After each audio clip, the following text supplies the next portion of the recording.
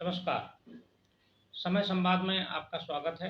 मैं हूं सर्वेश कुमार सिंह। मध्य प्रदेश के चुनाव को लेकर इंडिया गठबंधन में अब गंभीर मतभेद पैदा हो गए और स्थिति ये आ गई है कि लगभग गठबंधन टूटने के कगार पर है या ये कहें टूट ही गया है।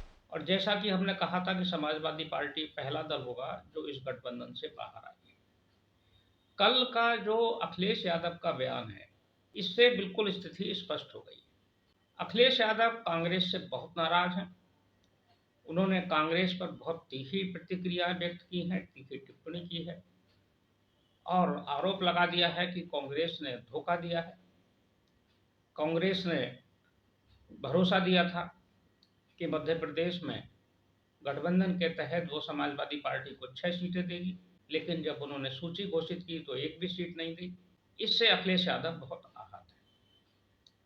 बात भी सही है, जब गठबंधन है तो पूरे देश के लिए है, केवल लोकसभा चुनाव के लिए नहीं था गठबंधन। राज्यों में भी गठबंधन होना चाहिए था, लेकिन अखिलेश यादव कांग्रेस के दांव पेच में फंस गए और उनको पहला दांव कांग्रेस ने मध्य प्रदेश के चुनाव में दिया। अब बारी अखिलेश यादव की है। अखिलेश यादव ने साफ कह दिया है कि जैसा व्यवहार कांग्रेस ने किया है वैसा ही उसके साथ उत्तर प्रदेश में किया जाएगा, यानी कि उत्तर प्रदेश में अब गठबंधन नहीं होगा और शायद अखिलेश यादव अब कांग्रेस के लिए एक भी सीट ना छोड़ें। इसका मतलब स्पष्ट है कि इंडिया गठबंधन टूट गया और समाजवादी पार्टी उससे बाहर आ गई। कांग्रेस ने 230 की मध्य प्रदेश की विधानसभा में अपनी सूची जारी कर दी और उसमें 6 सीटें जो समाजवादी पार्टी ने मांगी थी उन पर भी प्रत्याशी घोषित किए।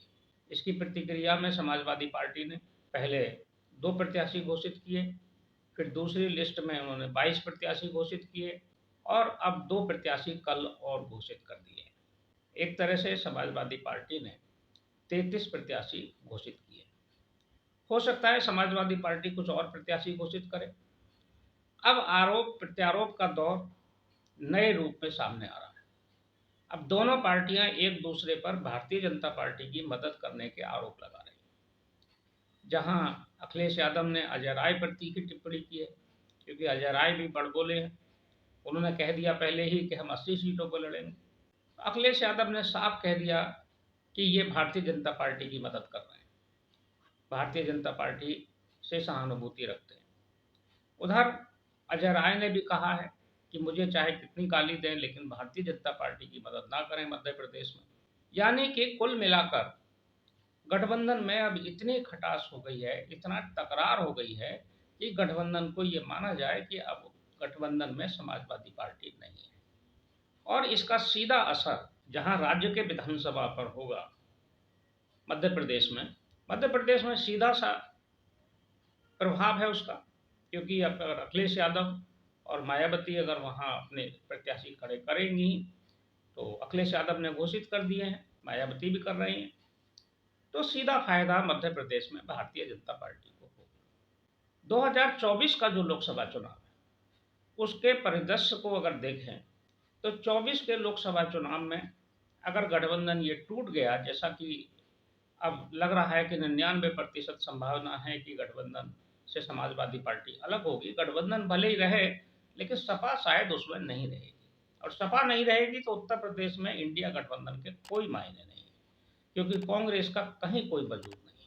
कांग्रेस अमेठी की सीट भी पिछले चुनाव में नहीं बचा पाई थी, तो कैसे माना जाए कि भारतीय जनता पार्टी का मुकाबला इंडिया गठबंधन करेगा। गठबंधन के जो दूसरे दल हैं उसमें राष्ट्रीय लोकदल है, उसका प्रभाव सीमित है।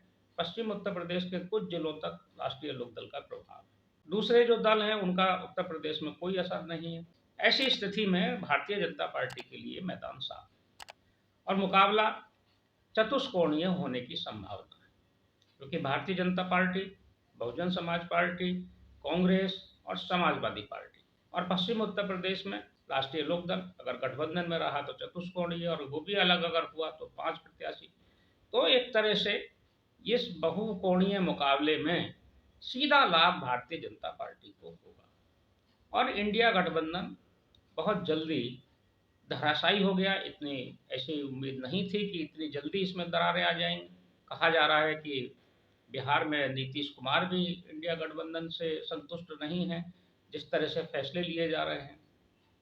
ममता बनर्जी के बारे में भी कहा जा रहा है और वहाँ वामपंथी दलों ने तो साफ कह दिया है कि वो कोई तालमेल नहीं करेंगे केरल में और पश्चिम बंगाल में। तो गठबंधन का कोई मायने नहीं। दिल्ली में केजरीवाल और पंजाब में केजरीवाल की पार्टी भी गठबंधन के लिए सीटें छोड़ने के लिए कोई बहुत उत्सुक नहीं है। ऐसी स्थिति में गठबंधन केवल नाम के लिए है और ये केवल गठबंधन एक हवा बनाने के लिए है कि मोदी के विरोध में सारे दल एकजुट हैं। लेकिन धरातल पर कोई दल एकजुटता नहीं दिखा रहा है और धरातल पर वही टकराव, वही विवाद, वही एक दूसरे पर आरोप प्रत्यारोप का दौर लगातार जारी है। गठबंधन का अगली बैठक नवंबर में संभावित है। 6 या 7 नवंबर को बैठक कहीं महाराष्ट्र के किसी शहर में शायद होगी, संभवतः नागपुर में हो। लेकिन उससे पहले ही गठबंधन धराशायी होता दिख रहा है। गठबंधन के धराशायी होने के या गठबंधन में जो विवाद पैदा हो रहे हैं उसकी एक मुख्य वजह यह है कि इसका कोई एक सर्वमान्य नेता नहीं है। ये मोदी विरोध के नाम पर एकजुट हुए, किसी मुद्दे पर एकजुट नहीं हुए और कोई एक ये नेता आज तक ये अपना संयोजक भी घोषित नहीं कर सके, गठबंधन का कोई नेता घोषित नहीं कर सके, गठबंधन का कोई मिनिमम प्रोग्राम जारी नहीं हुआ और उसी की वजह है कि गठबंधन में दरारें ही दरारें दिखाई दे रही हैं। और अखिलेश यादव और कांग्रेस का जो नया टकराव है, इसने तो बिल्कुल स्पष्ट कर दिया है कि गठबंधन केवल नाम मात्र के लिए है। मध्य प्रदेश के चुनाव का परिणाम जैसे ही आएगा, उसके बाद एक और नया दौर शुरू होगा आरोप प्रत्यारोप का। कांग्रेस सपा पर आरोप लगाएगी, सपा कांग्रेस पर आरोप लगाएगी और फिर उत्तर प्रदेश के चुनाव की तैयारियां शुरू हो जाएंगी। उत्तर प्रदेश में हो सकता है समाजवादी पार्टी बहुत जल्दी अपने प्रत्याशी घोषित कर दे और कांग्रेस को अकेला छोड़ दे। देखते हैं 2024 के चुनाव तक इस गठबंधन का क्या भविष्य रहता है। गठबंधन रह भी पाएगा या नहीं रह पाएगा, इसका भी समय आने पर ही पता चलेगा। लेकिन संभावना यह है कि गठबंधन कोई प्रभाव नहीं छोड़ पाएगा, विशेष रूप से उत्तर प्रदेश में। और भारतीय जनता पार्टी के लिए उत्तर प्रदेश में 2014 और 2019 की तरह मैदान साफ है। मुकाबला करने की स्थिति में गठबंधन कतई नहीं है। समाजवादी पार्टी जरूर कुछ क्षेत्रों में प्रभाव रखती है और वो भारतीय जनता पार्टी को मुकाबला देगी, टक्कर देगी। दूसरे नंबर पर समाजवादी पार्टी ही देगी और अधिकांश सीटों पर समाजवादी पार्टी कई कड़े मुकाबले में भी भारतीय जनता पार्टी के साथ आ सकती है। समय संवाद में आज बस इतना ही। कल फिर मिलेंगे किसी एक खास विषय के साथ। तब तक के लिए मैं सर्वेश कुमार सिंह आपसे विदा लेता हूँ। नमस्कार।